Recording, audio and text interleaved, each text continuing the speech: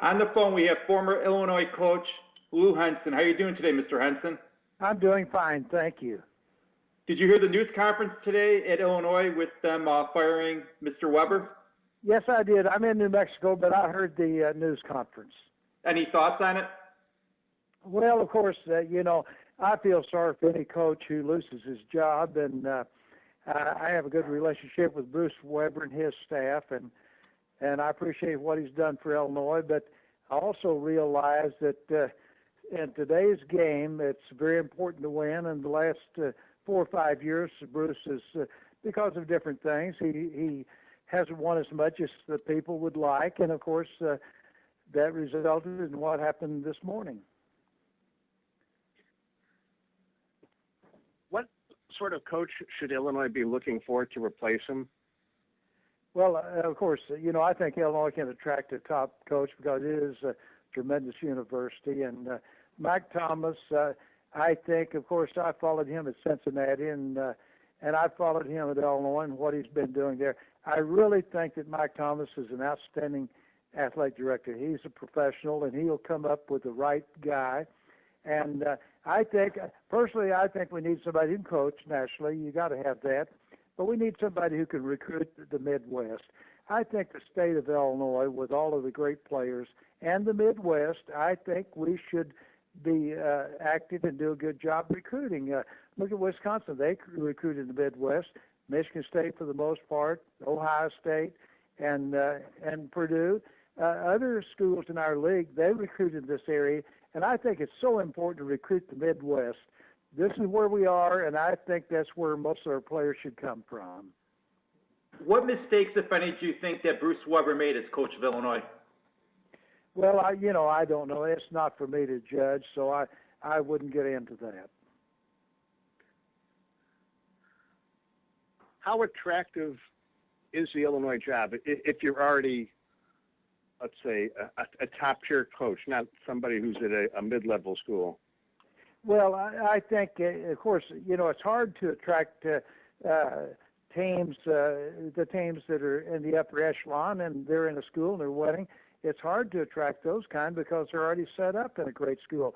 But Illinois is an outstanding university, and we've got a great place to play and a super state and a great conference. There's no reason why we can't attract a top coach to the U of I. A lot of people say that Bruce Weber made the finals back in 2005 because he had Bill Self athletes or players, and that he had trouble recruiting, and that's why he couldn't be successful in Illinois. Well, in the college game, there's no question about it. It doesn't make any difference how good of a coach you are. You have to recruit quality athletes, and some of the time you recruit players that are supposed to be good, and they don't turn out, so you just never know. You have to be a little lucky on recruiting, but let's face facts, recruiting is the name of the game. Okay. You ready to come out of retirement and go back to Champaign?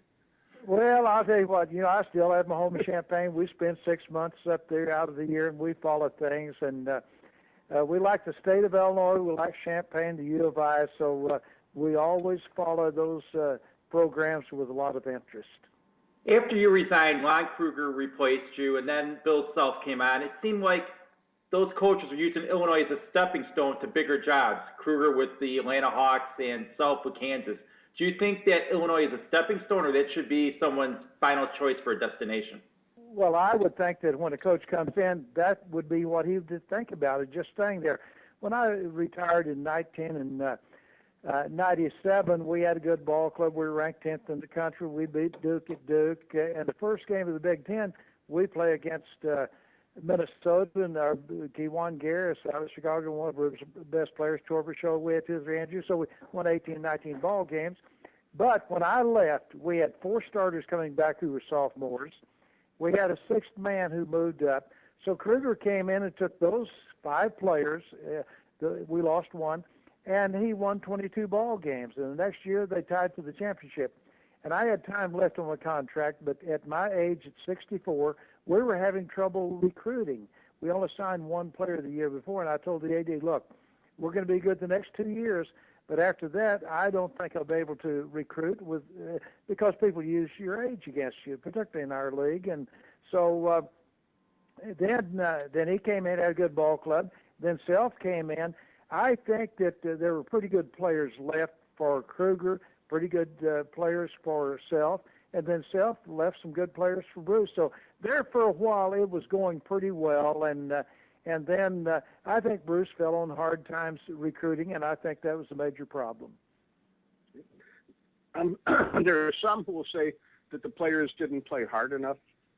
There was a level of expectation that wasn't achieved this season.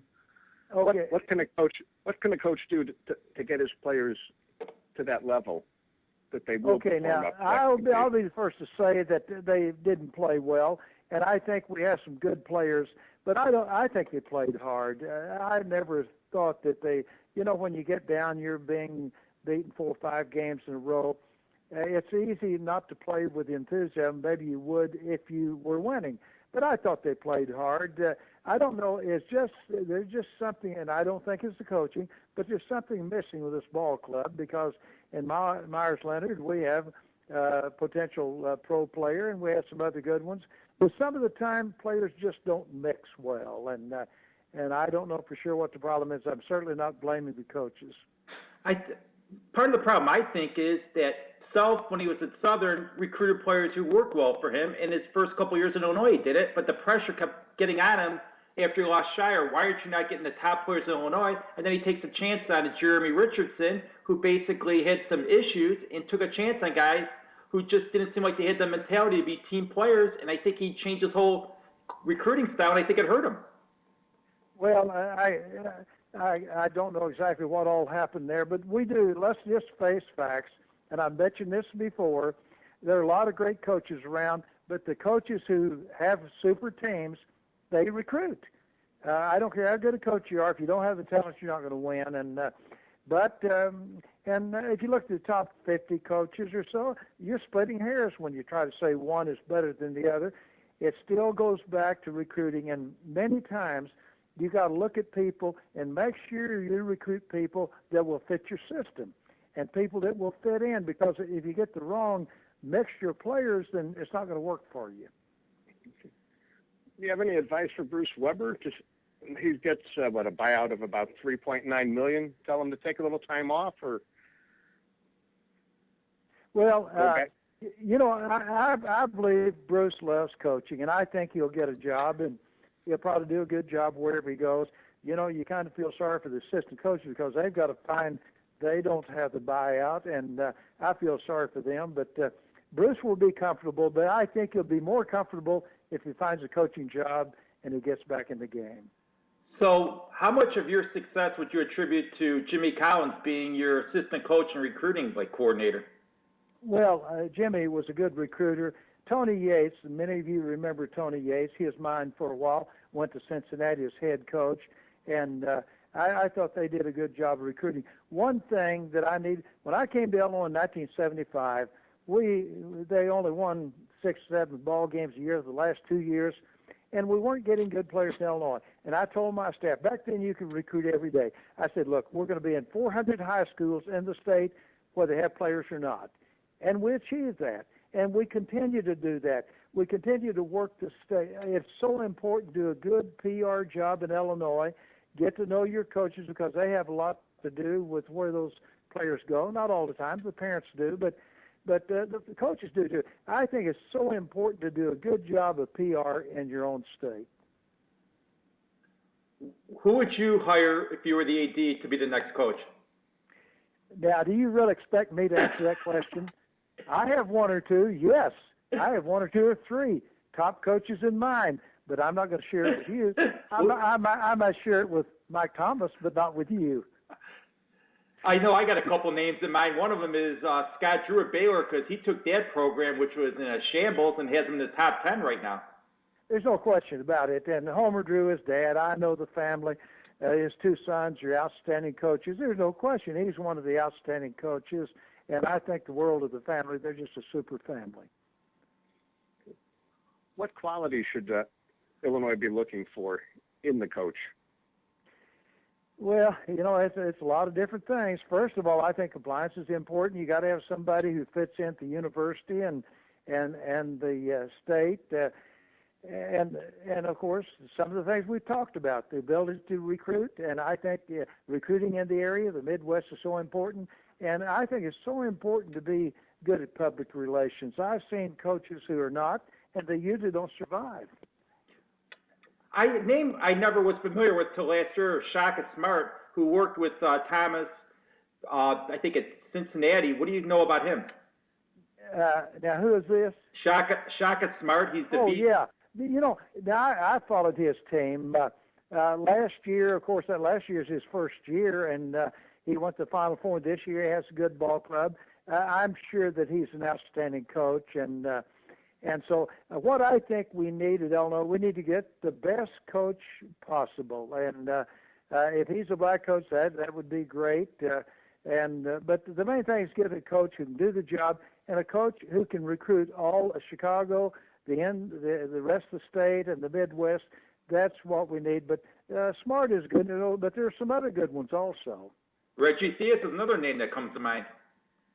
Well, one thing, we talked about some of the guys. You mentioned Jimmy Collins and so on.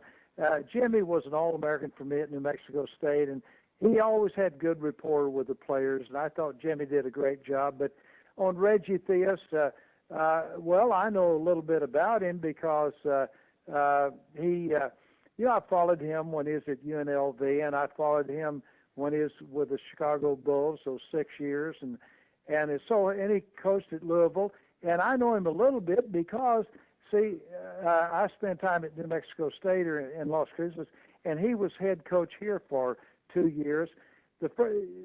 When I had health issues, I coached 1 year with cancer. Then I came down viral encephalitis, and I didn't coach that year. My assistant took over. They didn't have a very good team. Well, Reggie Theus came in and won 15 games the first year. The second year, he won 24 games, won the tournament, got the NCAA, and Texas beat him in the close game. I went to that game. So Reggie's, I think, no question, an outstanding candidate, as well as there's some other outstanding candidates out there. Now, there's speculation that Weber may return to Southern Illinois, where he once coached. Do you see that happening? Well, I think it would because they love him. SIU had good ball clubs down there, and if he wants to coach as badly as I think he does, it wouldn't surprise me at all that he returns to SIU. Thank you so much for your time, Mr. Henson. It was a pleasure talking to you. Well, it is really nice to visit with you, and we'll just wait and see what Mike Thomas does at Illinois. We'll all be waiting. Just let us know if you take the job. Oh, hey, I'll tell you one thing. I'm going to say I might apply. I'm still thinking about it. Okay, talk to you later. Thank you.